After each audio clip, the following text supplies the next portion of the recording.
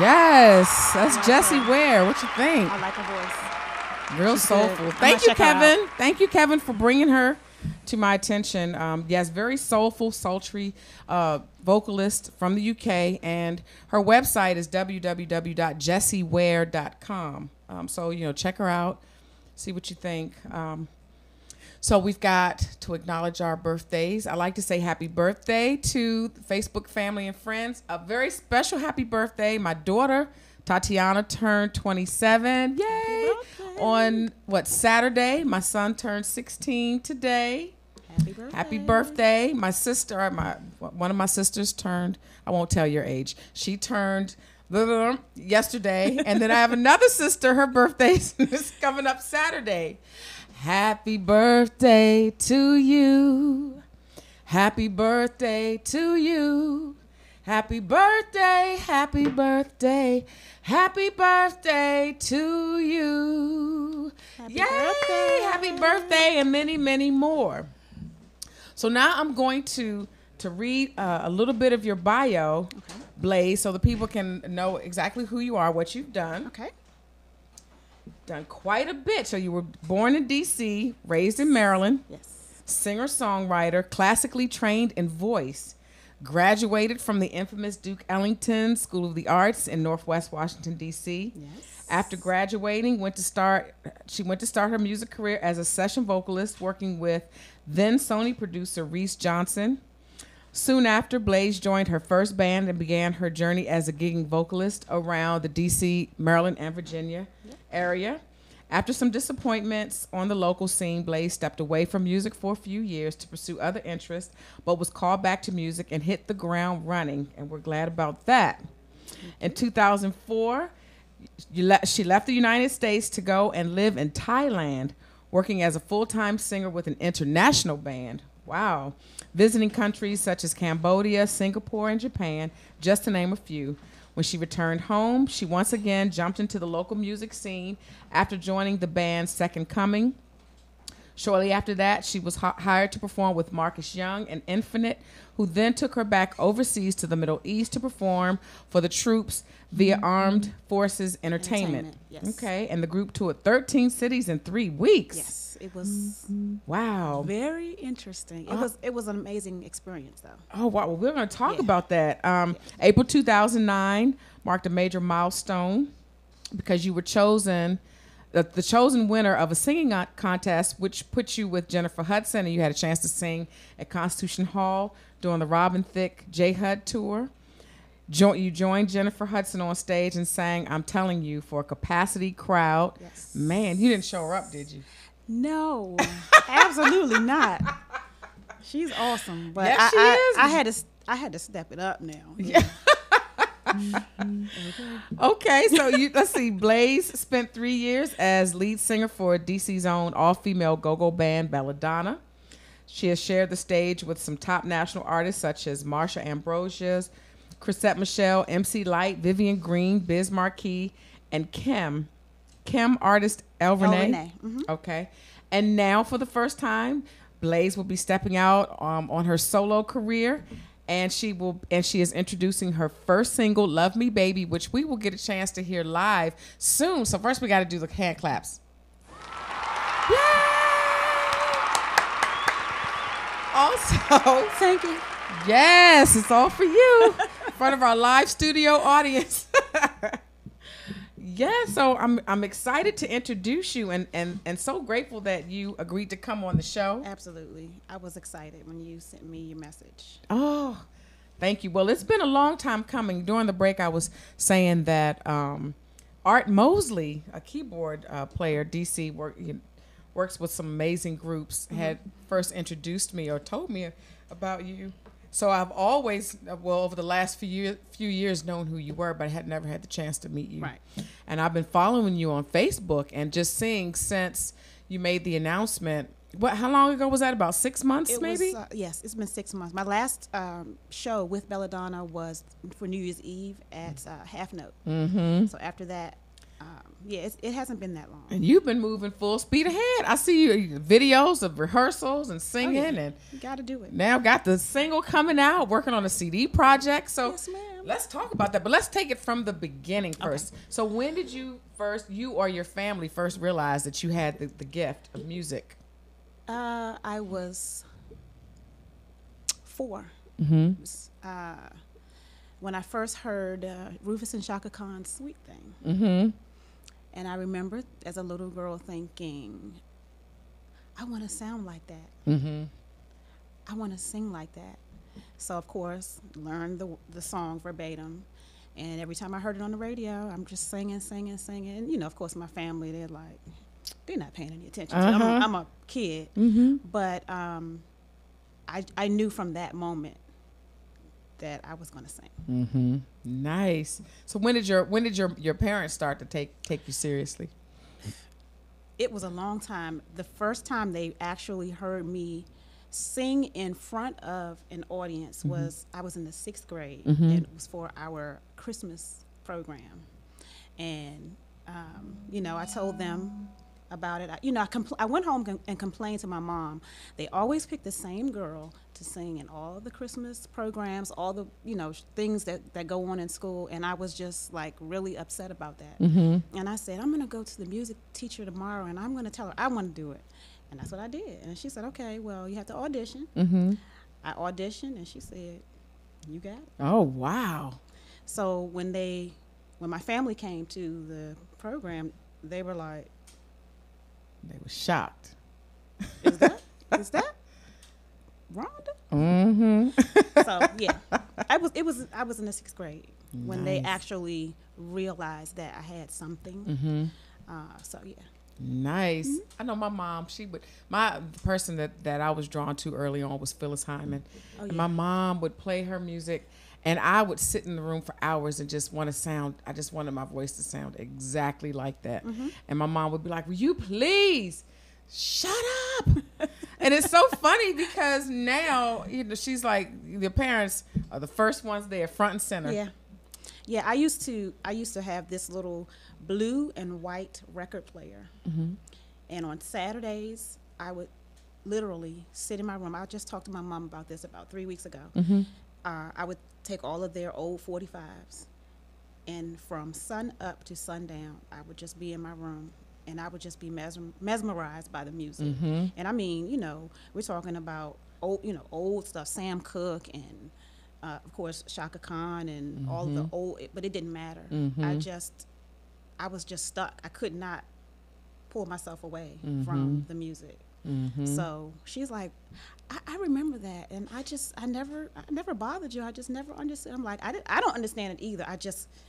It's just something about you. The music. Mm-hmm. And it's in you. Wow, it's nice. It's a beautiful thing, especially when you know early on that you realize that you have talent and you know that you definitely have to be heard or need to be heard. Yes, and not afraid to share. Well, now.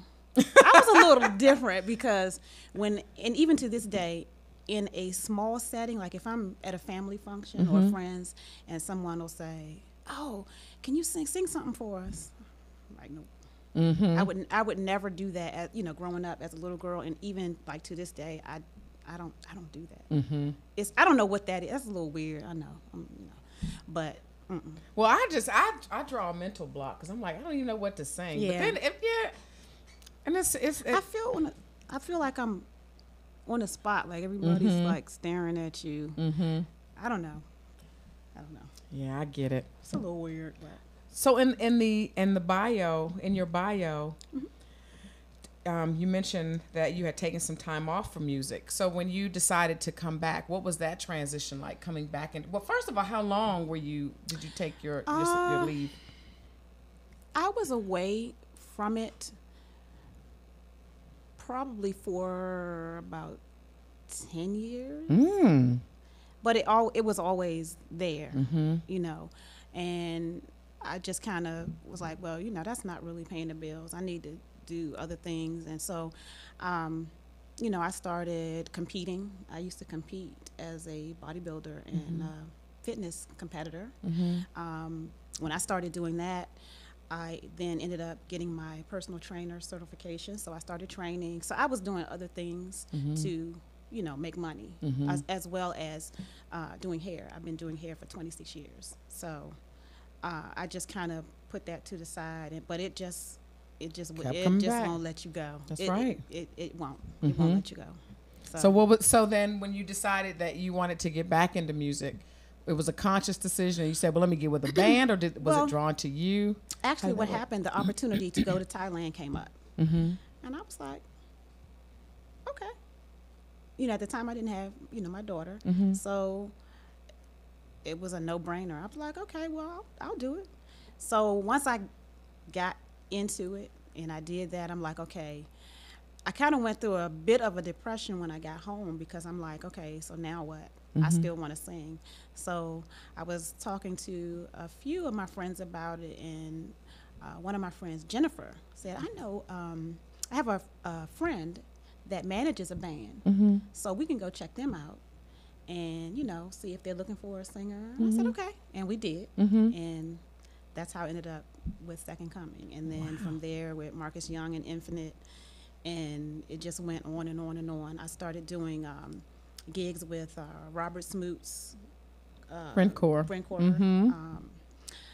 Local bands, For the Road, and just so many different groups. And I've been going ever since. Wow. So now let's go back to Thailand. So was it an agency or something that contacted you, or how did that? No, it was someone that I knew that was doing production here, and he had already been several times overseas, and we had started working together. And he's like, well, I know a group, they need a R&B vocalist. Would you be interested? And that's how that came about. Wow. Yeah. Okay. Yeah. Nice. And then it just seems like when one opportunity ends, then something else just so yeah, it's right. It's one of those things where it's destined. It's in your blood. It's just destined to happen. The universe kind of creates these opportunities. Yes. And that's good. Well, I definitely must commend you on not being afraid, being open to trying these. These are adventures. So you're open to it, because sometimes people be like, oh, I don't know, the fear of the unknown and not knowing what's on the other side of that, or even traveling across the world. It was very scary. When I first got there, it hit me one day. I was outside of my hotel, and I'm just kind of looking around, and I'm like, okay, if something happened, you can't just call somebody and have them come and pick you up. You are like on the other side of the world.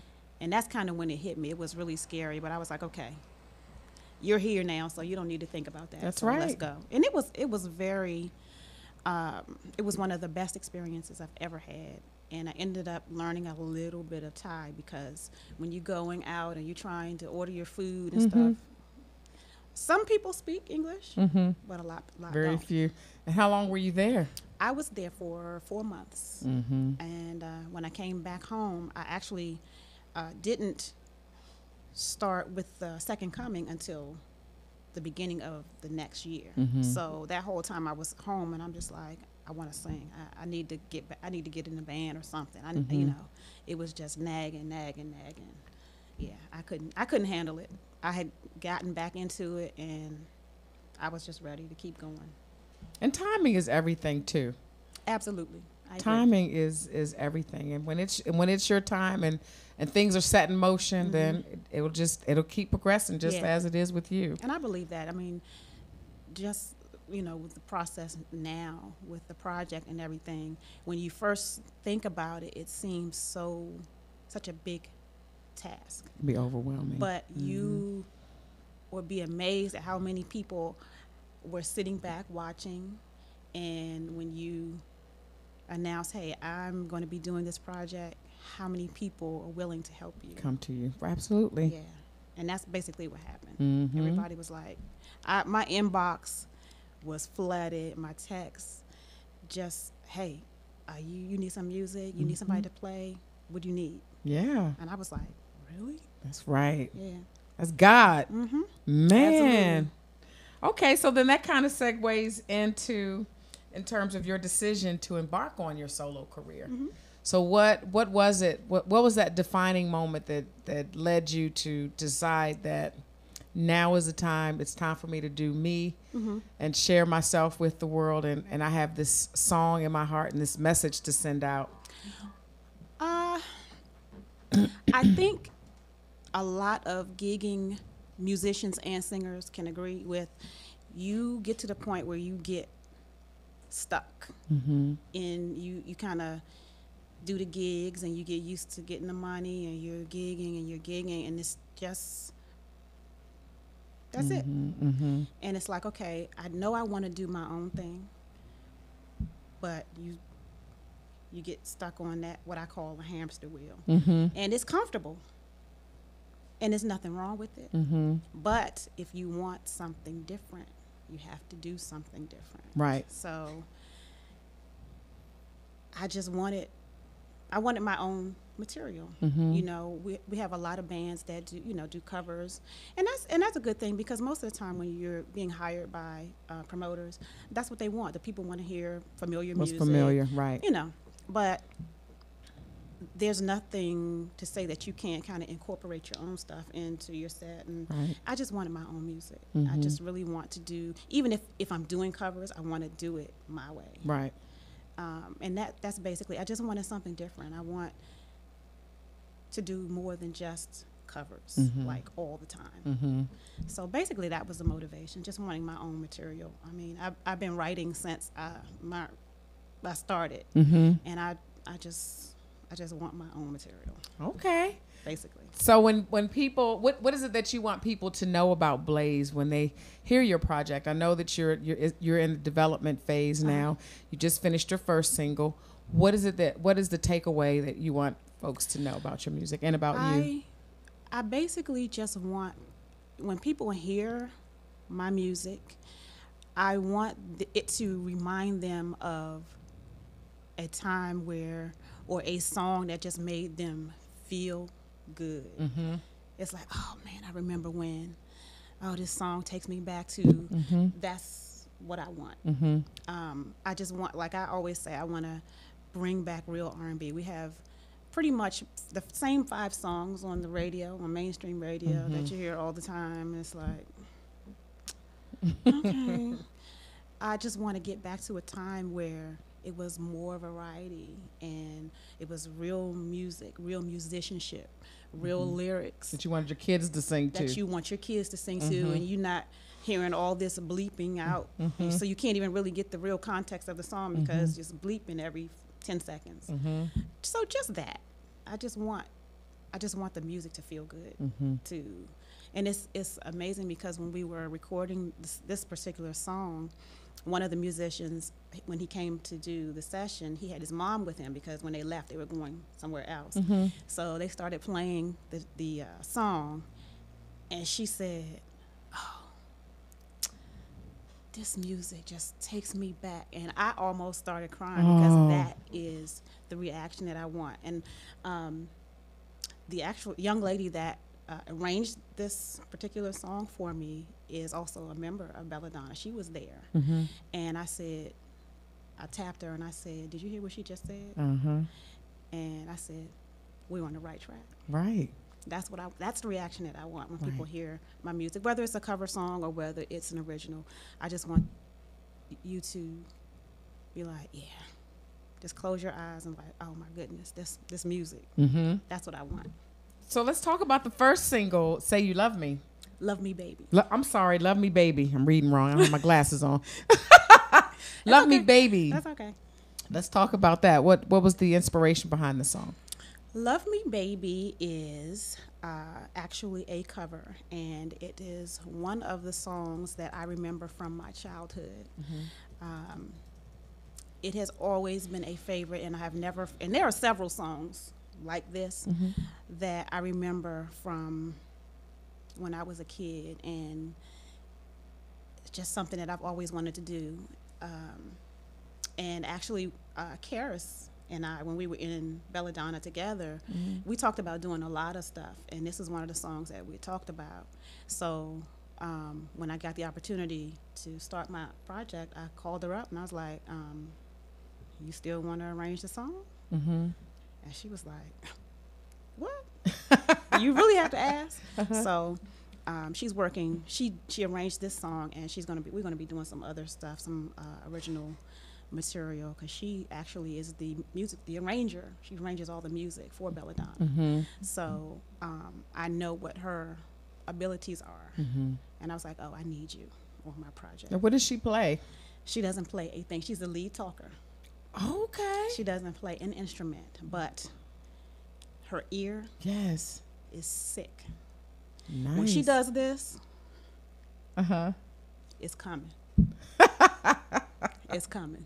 So she put her foot in this one. Uh-huh. So it's gonna be good. I think people are gonna like it. Oh, I can't wait. And you'll be singing it live in a very few minutes. And again, the title is Love Me Baby. I apologize for getting that title wrong. So one other question. Now you've traveled extensively. You've had an opportunity to sing in front of a large audience. You've done. Your story is rare because not a lot of people have those opportunities. So in your eyes, what is success? What would success look like for you at this point? For me, it's not fame. It's just one of my main dream is to just be able to make a living doing music, whether it's writing or singing, doing session work. That's what I want to do. I don't want to have to do anything else. That would be success to me. You know, even if it's traveling overseas and doing, you know, small tours overseas, that would be success to me. Yeah. Well, it's good to hear that you're definitely open to continue to travel overseas. I talked to, I had Dayton Bass on the show last week. He's a promoter with Echelon Entertainment. And one of the things that he has found in dealing with some of the artists in the D.C. Metropolitan area is that they're not really trying to leave the area. They just want to stay. And there's so much more out there. Not me. Let's go. So you ready? Got the bag packed, ready to yes, go. Ma'am. I, you know, and of course now, with what I was doing earlier with the whole Thailand deal, typically when you do those types of things, your contracts are like minimum 3 months. I'm not open to doing that because I have a child. I have a 5-year-old, and I'm not going to leave my baby that long. But shorter stints, 1 week, 2 weeks, 3 weeks, I'll do. Oh yeah, let's go. And so, how your baby girl is she a singer? My daughter is a singer. She's an actress. Oh. She's a dancer, especially. I call her Beyonce Naj. That's her alter ego? Because she is a combination of all three of those things. Oh, my goodness. Yes. My baby Choi. Hi. What's her name? Choi. Choi? Choi. That's beautiful. C-H-O-I. Hi, Choi. I hope you're watching. Choi. You know, the phone lines are open if someone wants to call in and say hello. We're going to take a quick break, and when we come back, we will get a chance to hear you sing your first single live, Love Me Baby. I'm excited about that. So we're going to take a quick break, and we'll be right back. Okay.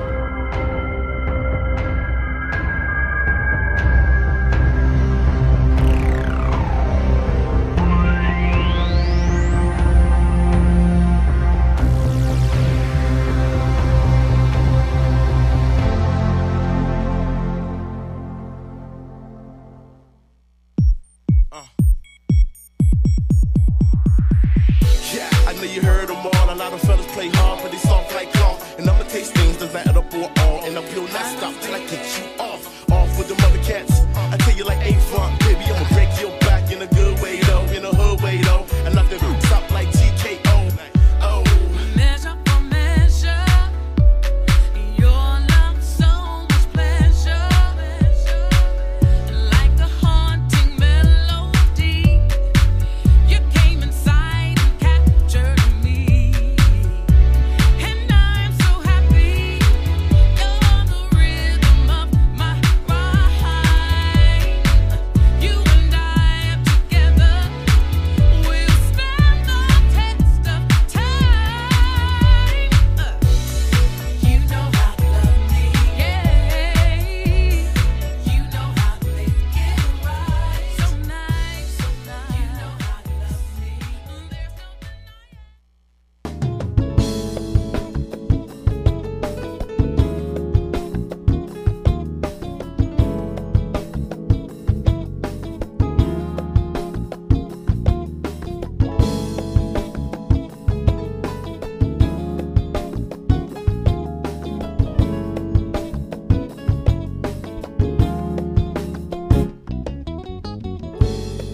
saw you standing there.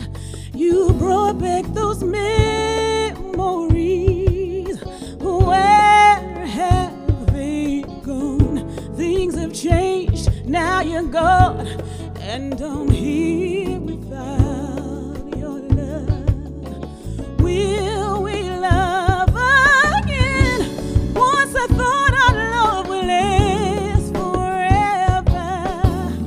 No one thought that it would end this way.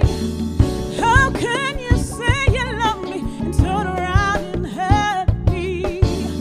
Time brought a change I wasn't ready for.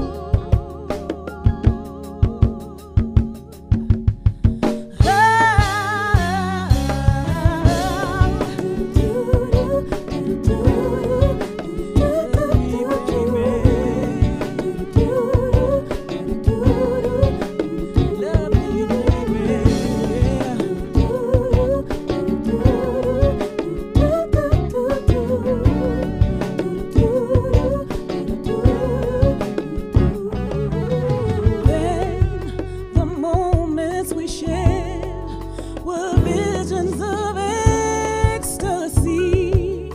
Where have they gone? You were there by my side, and I remember your sensitive touch. Will we love again? Every now and then I see a dream about your loving. No one thought that it would end this way.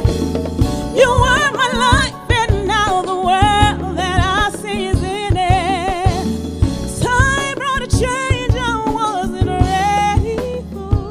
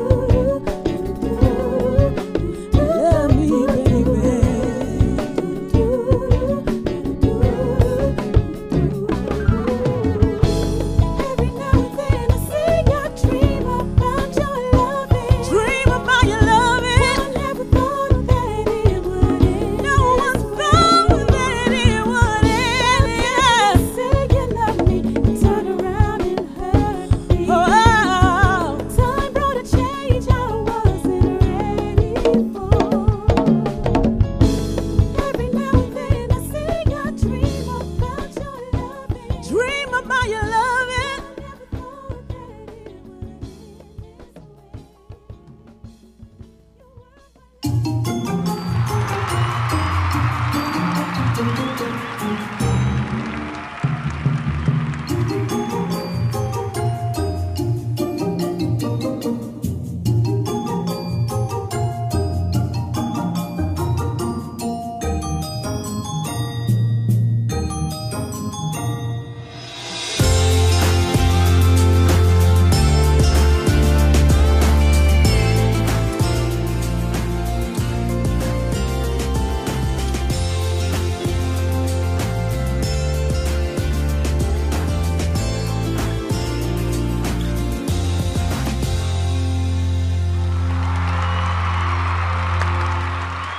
Woo! My goodness. Thank you for sharing that. You're welcome. Thank you for allowing me. Wow. So that was a sample. That was, you just giving us something to nibble on until we could hear the. That song is a 7-minute song, Uh-huh. and it will be 7 minutes on the project. Wow. There will not be any shortening of. People don't do that anymore. See, See? we got to change that. We got Yes. to change that. I mean, the song it's. You don't want to be confined to or limiting. You want to. No, because the musicianship, it's incredible. It's like, we have the trumpet. David Smith was awesome. I knew I wanted to have, for this particular song, I knew I wanted a trumpet as opposed to a saxophone. Everybody does saxophone. I wanted the trumpet with the mute on it, just to give it a different sound. Boogie, Leroy Boogie Greer, percussion. Yes. Came in and did the percussion. Marcus Young played keyboards. Jenny Jam, also formerly of Belladonna, played the guitar. Rick White, bass. Yes. Oh my goodness. Oh, so this is all live instrumentation. Great. 100% live. Nice. 100%. Where are you recording? I am recording at Square Circle Studios. It's Derek DJ Dynamite is his studio. Okay. And it's a nice studio. It's very, it's small, but it's very comfortable. It feels like home. It doesn't feel overwhelming. And he's a great engineer. Also, another young man did our first recording session. Oh man, I can't think of his name right now, but so yeah, that's where I'm recording. That's probably where I'll record most of the project. And so the instruments, they come in, like they record a little bit at a time. Well, what we did, we had, oh, I'm sorry. How could I forget? Quick from Chuck Brown Band, play the drums. How could I forget you? Oh, I love you. It was drums, keyboard, bass, and guitar that came in all together. And I basically I didn't even record. I just kind of, sang a lead track for them to follow. We did that first, and then we did a second session where we had the trumpet and the percussion come in. And so shortly we'll be finishing up. We got to edit and then mix and master and all that. So what's the release date? Do you have one yet? I'll know better after Friday. Okay. I'll know better. I'm trying to have it ready for at least mid-July. Okay, great. Which leads me to, you have some upcoming performances. Yes. And so tell the audience where you'll be performing next and how they can stay connected. Okay, I will be performing at the Wind Down Thursdays at the Capitol Center Boulevard on July 9th. It's from 6:30 to 8:30, and actually it's myself and another vocalist. I can't remember who else is going to be there, but I'm going to be doing like 3 or 4 songs, and my song is going to be one of them. That's kind of, where people will be able to hear the band. It's not the band that played on the track. On the track, but you'll get an opportunity to kind of hear what it sounds like live. Nice. But that's July 9th from 6:30 to 8:30 at the Boulevard. Okay. And then your Facebook, you have a fan page on Facebook? I have a fan page. It's Blez Sweet Chocolate. That's funny, too. That's a funny story, that Sweet Chocolate name. But it's Blez Sweet Chocolate. On Instagram, it is Sweet Chocolate, the vocalist. Okay. Yeah. Can't forget that. No. And that's another reason why I kind of use that, because people are like, Sweet Chocolate, let me see who this is. So you kind of get people's interest, and then they come and see you. They want to know like, who is Sweet Chocolate. Yeah, there's a method to the madness. Everybody's like, these names. He's like, yeah, I want to know. See? Yes. Okay, so we have to wrap it up because we have the Earth Show coming in, and I got to make sure I give the Set Your Mind, Set Your Week quote for the week. And today it is, it's never too late in fiction or in life to revise. And that was by Nancy Thayer, and I thought that was very apropos.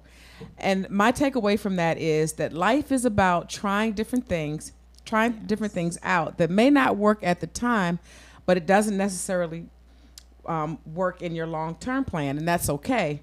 Life is about trial and error. If one thing doesn't work, try something else. Just don't end up at the finish line feeling like you wish you could have at least given yourself the opportunity to try and live in your dream, because it's really never too late. Never. So, keep that in mind. Continue to live in your dream. If you switch the game, then at least you tried. And if it doesn't work, then you just try another path. That's right. No one will fault you for trying.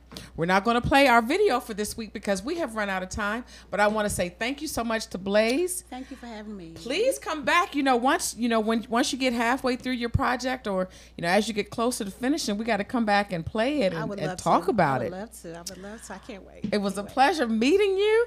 Same here. Thank you, Eric, broadcast engineer to the stars. Appreciate you.